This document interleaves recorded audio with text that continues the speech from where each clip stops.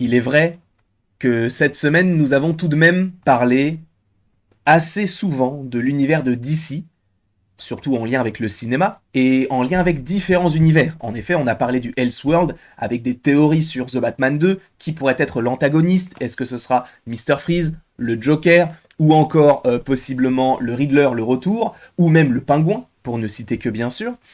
On a également parlé donc du conflit qui oppose Zachary Levi et The Rock, avec le fait que Shazam Fury of the Gods ne fonctionne pas, même si en France il sort du coup le 29. Bref, il y a beaucoup de petites choses comme ça qui arrivent du côté de DC.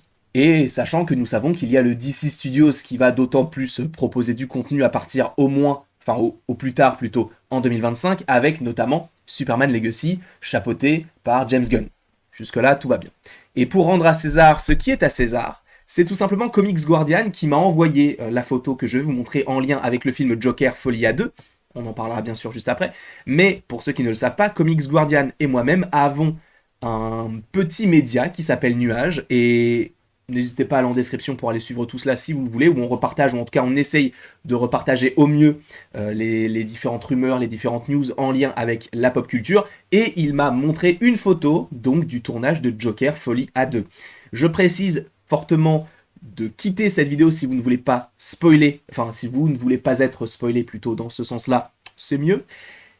Dans le cas contraire, reste. Mais je t'ai prévenu, si tu ne veux rien savoir, quitte la vidéo dès maintenant parce que, boum, on a cette photo de tournage. Alors sachez donc que Joker Folie à 2, c'est la suite de Joker donc de Todd Phillips, sorti en 2019. Là donc la suite sort en 2024 avec notamment Lady Gaga et le retour de Joaquin Phoenix dans le rôle donc du Joker. Et là on a une image plutôt intéressante où on a donc une sorte de conférence, pas une manifestation, mais en tout cas on a des opposants à quelque chose. Puisqu'on a des pancartes, notamment Dent is a clown, et derrière on voit écrit Free Joker à l'envers. C'est très intéressant.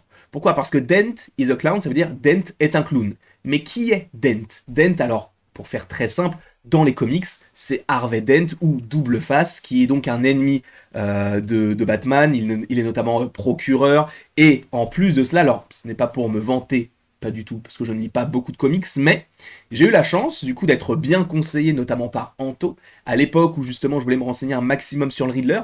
Et il m'avait conseillé du coup une série de comics, donc Batman Terre 1, qui justement évoque le Riddler, et du coup j'ai 2 tomes, et ce qui est très intéressant, c'est que dans ces comics-là, on te mentionne Harvey Dent, qui connaissait Bruce Wayne, qui ne le porte pas spécialement dans son cœur, donc déjà, entre Bruce Wayne et Harvey Dent, il y a une certaine friction qui existe. Par ailleurs, même dans les films, on sait, il y avait donc Harvey Dent dans le film The Dark Knight, donc le Chevalier Noir, donc Batman 2, entre guillemets, de Christopher Nolan, où justement, eh bien, on avait ce côté, d'un côté on a le Joker, d'un côté on a Harvey Dent. Harvey Dent qui devient par la suite donc un ennemi de Batman puisqu'il voulait, il était en couple avec l'ex de Batman, bref c'est compliqué, vous avez sûrement déjà vu The Dark Knight donc ce n'est pas la peine que je vous précise le propos, mais en tout cas, juste pour vous dire que c'est un ennemi de l'univers de Batman, et en plus de cela, il est présent donc dans ces comics-là, même si on peut le trouver dans plein d'autres comics, mais étant donné que je l'ai lu dans ces deux-là, je vous les conseille, sachant que je crois qu'il y a un tome 3, mais que je n'ai pas encore acheté. J'en achèterai quand j'aurai de l'argent, ce qui n'est pas le cas.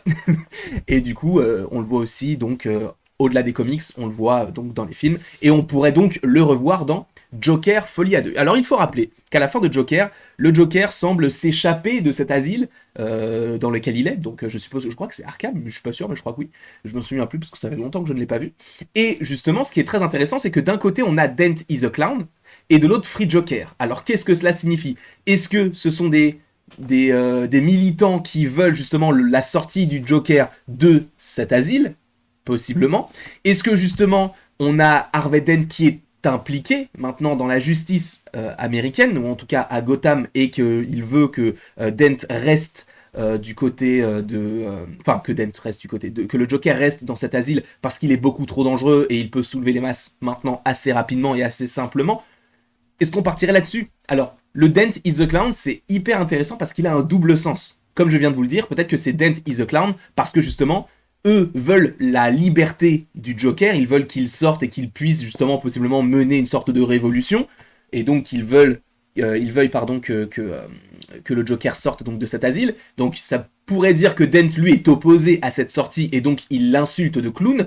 Cependant, cela peut être vu aussi comme Dent is a clown, sachant que le Joker peut être vu, lui, comme un clown. Et donc, si on dit que Harvey Dent is a clown, donc est un clown, peut-être qu'on peut se dire qu'il peut faire partie, entre guillemets, de la même...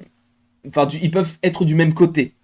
Parce qu'on le qualifie de clown comme le Joker ressemble à un clown aussi. Enfin, il ressemble à un Joker, mais tu vois ce que je veux dire. Donc, est-ce qu'il n'y aurait pas un double sens à cette pancarte-là? Je pense très clairement que c'est, enfin, en tout cas à titre personnel, que c'est Harvey Dent qui refuse la sortie du Joker et qu'il va notamment envoyer le docteur Quinn, donc Harley Quinn, pour avoir un certain suivi psychologique et psychiatrique. Et par la suite, bon, il va s'en suivre ce qu'il va s'en suivre, la relation amoureuse entre le Joker et Harley Quinn. Donc pour rappel, Harley Quinn sera jouée par Lady Gaga. Je crois que le film sort en 2024, mais précisément, il me semble que c'est au mois d'octobre, si je ne dis pas de bêtises. Donc en 2024, on aura quand même pas mal de projets plutôt intéressants. Alors pas forcément du côté d'ici, parce que il me semble que le DC Studios commence réellement en 2025, donc comme je vous l'ai dit, avec Superman Legacy, même si certains estiment que Creature Commandos, qui donc est une série d'animation, pareil chapeauté par James Gunn, peut justement arriver peut-être un petit peu avant ce premier programme qui est donc Superman Legacy. Donc peut-être qu'en 2024 on aura d'autres programmes, sachant qu'en 2025 on aura The Batman et donc Superman Legacy. On peut espérer d'ailleurs en 2024 aussi, pour le coup, un moindre budget et peut-être un moindre engouement, la série sur le pingouin, qui est donc en lien avec l'univers de The Batman. Donc, ce qui est très intéressant en tout cas dans cette photo, c'est qu'on voit que Harvey Dent donc serait dans Joker Folia 2, qu'on militerait pour la sortie du Joker de cet asile, ce qui peut être aussi assez intéressant. Alors, je suppose qu'il va finir par en sortir. Est-ce que... parce qu'il faut savoir aussi que là où c'est assez particulier pour ce film, c'est que ce serait une comédie musicale. Donc on aurait des chansons, sachant que bon, Lady Gaga, bon, on la connaît, c'est une interprète, compositrice, tout ça, plein de talent, il n'y a pas de souci. C'est son corps de métier de base. Oui, elle a touché un petit peu à l'acting, notamment dans A Star is Born, mais de base, son domaine, c'est la chanson. Donc, de voir même Joaquin Phoenix chanter, etc., ça va être plutôt intéressant, parce qu'il faut le rappeler que c'est quand même une comédie musicale. Donc, est-ce qu'on restera aussi, encore une fois, comme c'était le cas dans le premier film, dans la tête, dans l'univers de ce personnage-là, ou justement là ça va prendre une plus grande ampleur, qu'on verra véritablement Harvey Dent, alors possiblement pas en double face, mais peut-être uniquement en tant qu'antagoniste, juste comme ça. On verra, bien sûr. Mais ce qui pourrait être hyper intéressant, c'est qu'Harvey Dent, du coup, soit l'antagoniste de ce film, même si le Joker en est un lui-même, même si c'est vu comme un anti-héros.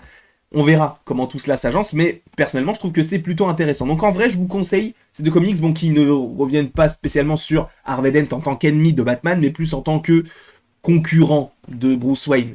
C'est plutôt intéressant. Donc Terre 1, même si je sais qu'il y a aussi année 1, année 2, je ne sais plus lequel exactement, mais bref, c'est plutôt intéressant, je vous invite à les lire si vous en avez envie. Je vous fais d'énormes bisous, et après tout ceci, il ne me reste plus qu'à vous dire à la prochaine, pour la prochaine. Et bien sûr, tu peux également aimer, partager, commenter, et bien évidemment t'abonner à la chaîne, ou même à Nuage, comme je t'en ai parlé tout à l'heure, tout est en description. Passez un agréable samedi, ou peu importe le jour où vous regardez cette vidéo, tout simplement.